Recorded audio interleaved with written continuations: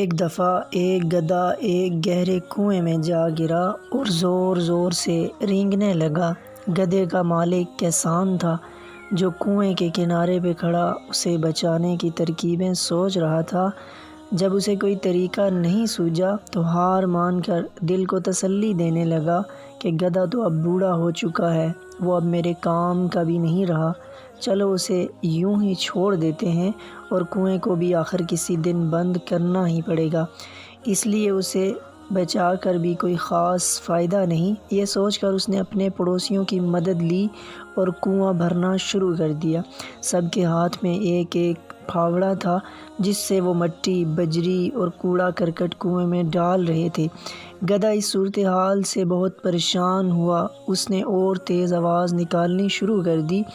کچھ ہی لمحے بعد گدھا بالکل خاموش سا ہو گیا۔ جب کسان نے کنویں میں جھانکا تو یہ دیکھ کر حیران رہ گیا کہ جب گدھے کے اوپر مٹی اور کچرا پھینکا جاتا ہے تب وہ اسے جھٹک کر اپنے جسم سے نیچے گرا دیتا ہے اور اوپر گری ہوئی مٹی پر کھڑا ہو جاتا ہے۔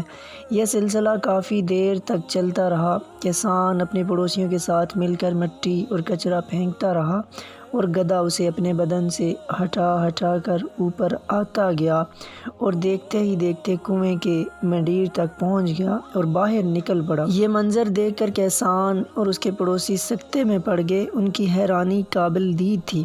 اس غیر متوقع نتیجے پر وہ گدھے سے بھی بڑھ کر مجسمہ حیرت بنے ہوئے تھے۔ اس کہانی سے ہمیں یہ سبق ملتا ہے کہ زندگی میں ہمارے ساتھ بھی ایسے واقعات رونما ہو سکتے ہیں کہ ہمارے اوپر کچرا اچھالا جائے، ہماری کردار کشی کی جائے، ہمارے دامن کو داغدار کیا جائے، ہمیں طعن و تشنیع کا نشانہ بنایا جائے، لیکن گندگی کے اس گڑھے سے بچنے کا طریقہ یہ نہیں کہ ہم ان غلاظتوں کی تہہ میں دفن ہو کر رہ جائیں، بلکہ ہمیں بھی ان بیکار کی چیزوں کو نیچے گراتے ہوئے اوپر کی طرف اور آگے کی سمت بڑھتے رہنا چاہیے۔